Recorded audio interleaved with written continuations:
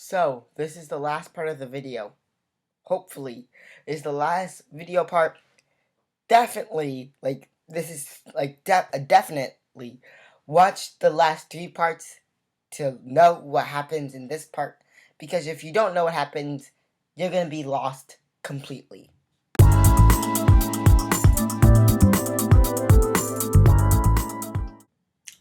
So I'm doing this thing again today where I'm reading 6 chapters and I'll go over double the information that I go over for one character.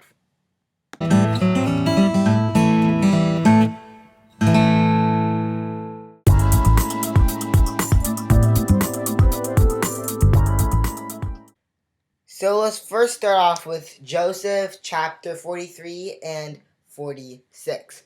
Now, something that I disagree with Joseph heavily, and he mentions this throughout the book, is that yes, becoming a man does mean you have more responsibilities, you need to focus more on stuff, but that doesn't really limit you from having fun. You could still have fun and have responsibilities at the same time.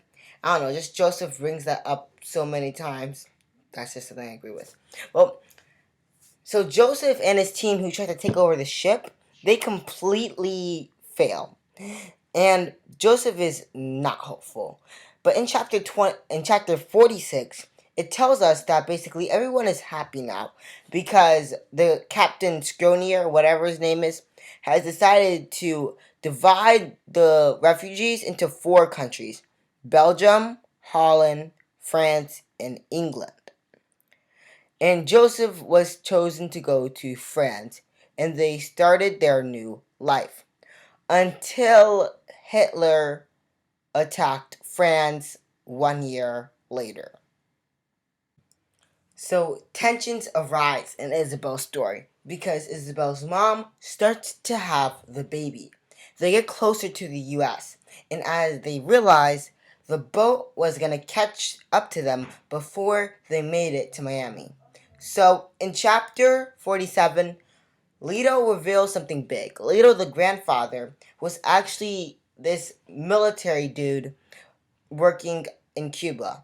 And you know when, in Joseph's story, when the guy said mañana, he was actually one of those guys who said mañana. Tomorrow, you're gonna get on this boat tomorrow. And then eventually rejected them.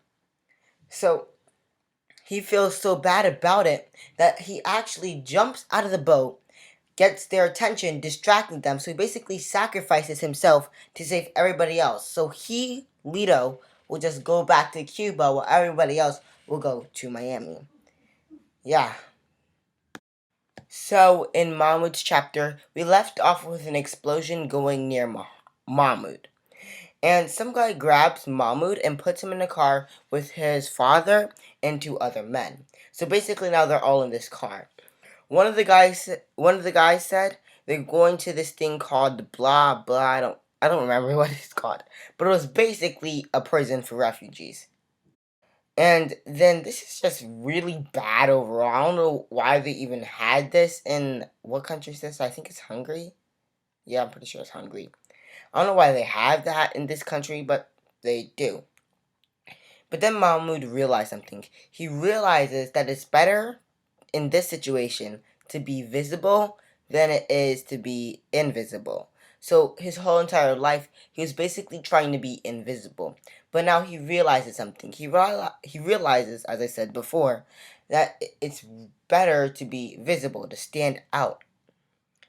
So Mahmoud literally ran out of the building, but because there was just some security guards blocking it, he literally ran past the security guards and went out of the building. And he said he was going to walk to his final destination. Because then when he left out, a bunch of other people, other refugees, left out. So then you have a big crowd of, I don't know, 50 to 100 refugees in one crowd. Yeah.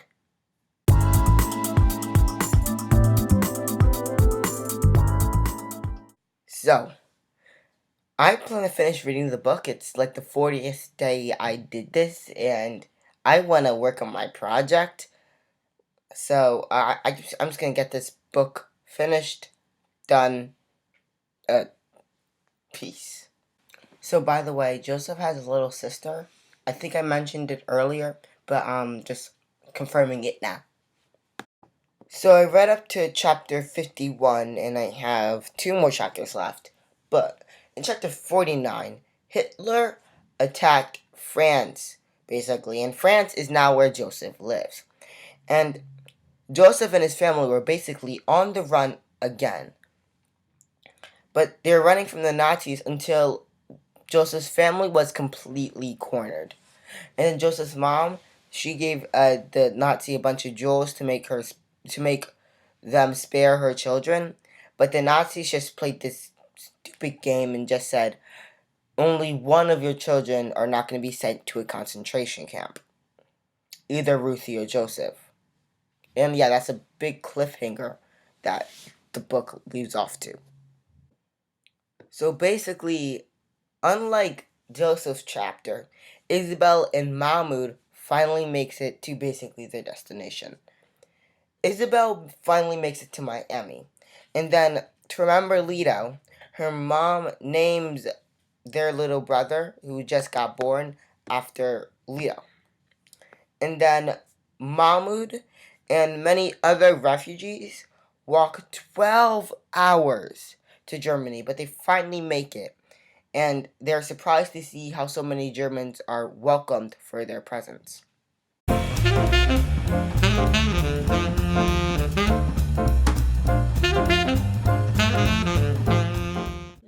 So, I just took a TV break, and now realizing that there's only two chapters, and in one of those two chapters, I'm just skimming through the book. Joseph is not even in it. In chapter 52, it basically explains that Isabel is happy. She's happy in her new home. Amara and Louis, they're actually getting married soon, and Senor Castillo, Ivan's father, is becoming a lawyer. So basically, chapter 52 is explaining that Isabel is at home. Hold on a minute. Hold on a minute. So, okay, so let me explain it. Basically, it also explains that Mahmoud is also at home. And they, to get their family basically on track, well, to get, like, basically all refugees on track, they're doing this thing where you could, like, in Germany, where you could put refugees at home, at your home for a minute before, like, they get on their feet by their own apartment. So, Mahmoud's family was assigned to be with another couple, Ruthie and some other old man. Now, Ruthie is very interesting because that's one of the names of Joseph's sister. Now, basically, Ruthie explains how she had a brother named Joseph, and him and her mom went to a concentration camp and both died. This is in Mahmoud's chapter, remember. So basically, Joseph, in the end of his story, puts himself up for a concentration camp, and Ruthie survived. So yeah, that is actually kind of clever to the author. How you could intertwine these stories that are literally, I read on the back, countries and decades apart. Countries and decades apart. They're on different continents, actually. And you can make them so intertwined that it just feels like one story, which it is one story. I'm happy that Mahmoud's at home, but I am very sad that Joseph died. So this is supposed to be the end of the video. It is the end of the video. I just have one more thing to say. Basically, all these stories, they all could have been real. All these obstacles that our characters face in this story, they could have been real. They probably are real. Probably some people face these obstacles. And what I'm saying is, a lot of people want to help these people, obviously. But if you're just helping these people, or like not even refugees in general, many other people, If you're just helping these people by just doing nothing, then that is not even like saying helping. You need, if you want like to help a cause, you need to actually do something that could benefit that cause, and not just sit around there and just listen to it for a day and then forget about it. For example, one of my teachers last year, she was doing breast cancer, and she had a parade march every year for breast cancer. Now that's something like to help that cause. So just, that's what I really wanted you to get from this video, is to not just sit on your behind and do nothing if you want to help a cause.